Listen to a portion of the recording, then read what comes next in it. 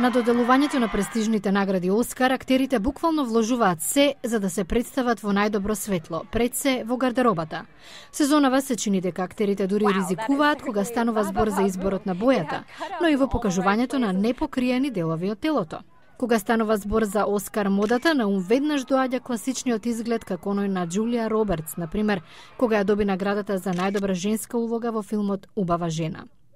Зелената боја беше неизбежна на фустанот на Никол Кидман во 1997, а во 2002 изборот на Хали Бери беше незаборавен подеднакво со нејзиниот говор по доделување на Оскарот. Модните критичари без двумење може да ги издвојат Одри Хепбурн и Грейс Кели како примери за стил и вкус во 50-тите години.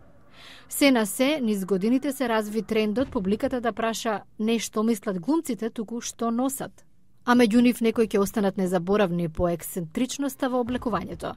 Доказ е Бјорк по фустанот Лебет во 2001 или пак овој на Шер. Годинава во најмала рака има една актерка која подготвена да ризикува. Најверојатно ќе изгледам катастрофално, вели Хелена Бонам Картер. Со тоа, како се појави на церемонијата на доделувањето на Златните глобуси, се чини дека многумина се во исчекување на нејзиниот избор на гардероба за Оскарите.